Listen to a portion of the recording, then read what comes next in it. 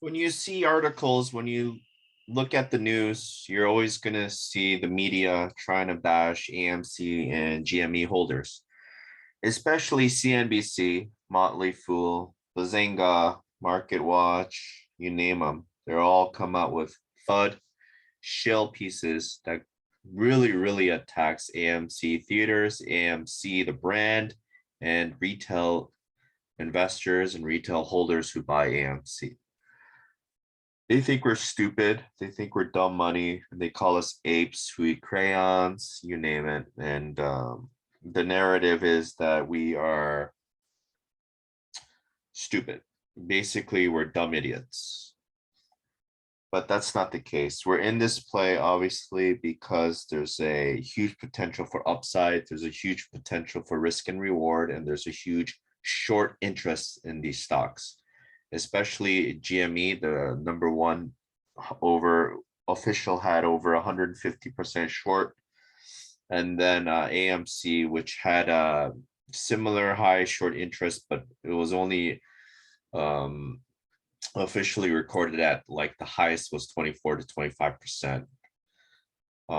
So that being said, both of them run together. They're on the same algorithm and they're both heavily shorted, which have huge upside, in my opinion, and many others in my personal private Discord with my friends and family. I feel that GME can hit up to 10,000 and AMC can hit up to 3,000 with a potential of going higher if obviously everyone holds and buys more at those prices and the hedge funds start covering all of their naked shorts and their short positions because whoever's not first is last when you're covering short positions, right? So now let's go back to why the media still bashes AMC constantly when obviously theaters are not dead. AMC has over billions in liquidity in cash. The AMC CEO is very bullish, and also theaters are not ever. AMC basically is never going to go bankrupt, and they're actually acquiring more theaters now. They might even hopefully acquire was it Cineplex or something like that with the deal gone wrong in Canada. So that's something we're gonna look forward to.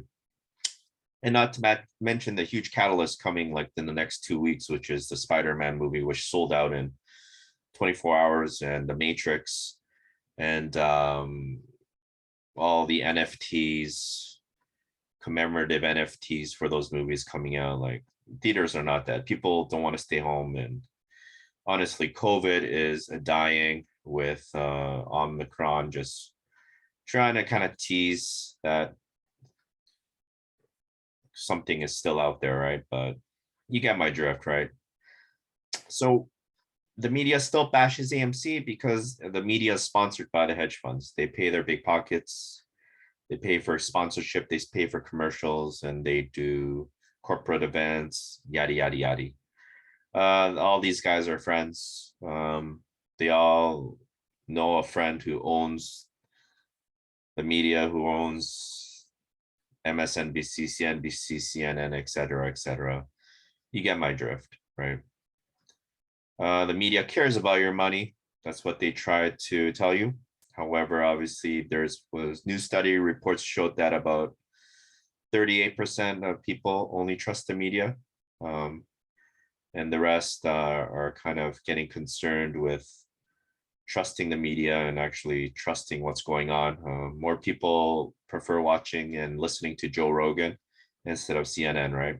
With this mismanagement of how they spin off the narrative of what they're trying to promote within their own agenda. Number three, media wants you to believe that theaters are dead and everyone is staying home and watching streaming services. It's not the case. No one wants to stay home. Everyone wants to go out. Even my hermit friends don't want to stay home and game all day. And my day trader friends don't want to stay home and day trade all day. They want to go to Starbucks. They want to go out.